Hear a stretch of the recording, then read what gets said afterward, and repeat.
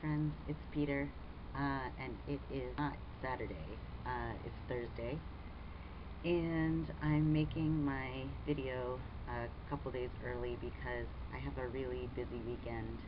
I'm in my university's musical, West Side Story, and on Saturday, when you're watching this, I have 2 performances, so no time to make a video. So I have to apologize that this week's video and last week's video were kind of slapdash, but I promise in the future I'll make better videos when I have time and I'm not exhausted. So this week's topic is class and privilege. So because this is Thursday, I haven't seen Sam or Megan's videos yet. So I can't respond to anything they said, unfortunately, but I did see the other 3 that are up so far. And I guess a lot of the things that I would have thought of to say have been covered already.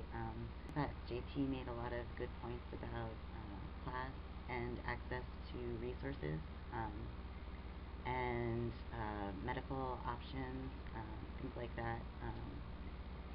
And I thought that Stefan said something important about genderqueer identity as being thought of as linked to a very specific group of people, a sort of white, middle class, college educated kind of young people. I do think in general we live in a very classist society, and I think a lot of it goes hugely unrecognized.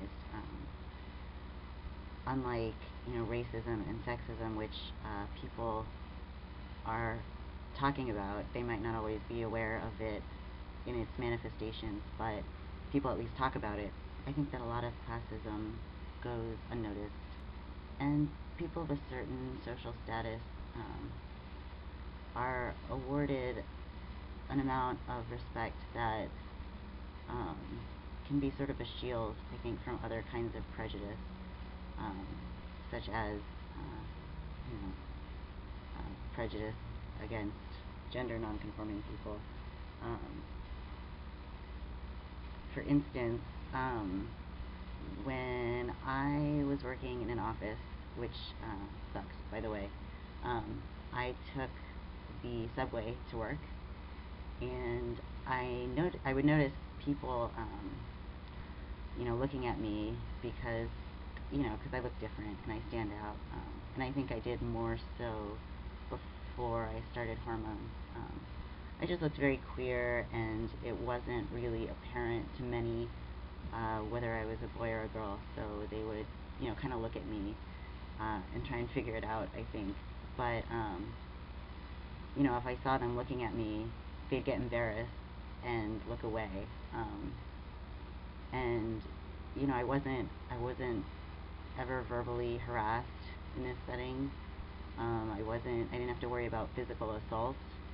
I was wearing these nice office clothes that I saved up money and then splurged on because I had to have nice office clothes. And I think that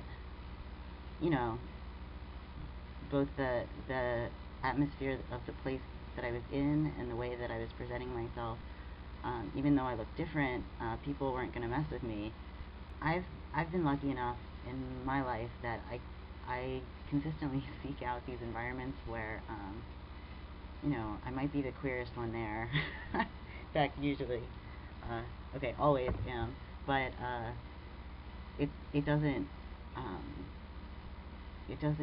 affect my general sense of safety, and that's a big deal. I think about that, about personal safety, because people, not everybody can choose the social settings that they're in the way that I have. I've lived in neighborhoods where I don't have to worry about being attacked on the street, and not everybody can afford to live in places like that. And I have friends who live in neighborhoods that are characterized by a lot of violence, a lot of gun violence in DC, and stabbings and muggings, like all kinds of bad stuff. Um, and I think if I lived in a neighborhood like that, I would always be looking over my shoulder, afraid that I was going to get hate crimed. So, those are the topics I guess I wanted to mention. I guess the way that class and privilege can offer protection in terms of safety and in terms of freedom to be who you want to be, even if not everyone's going to support that. So I think that's where I'm going to leave it for now, because in a minute I have to hurry off to the theater for yet another performance of West Side Story. Yay!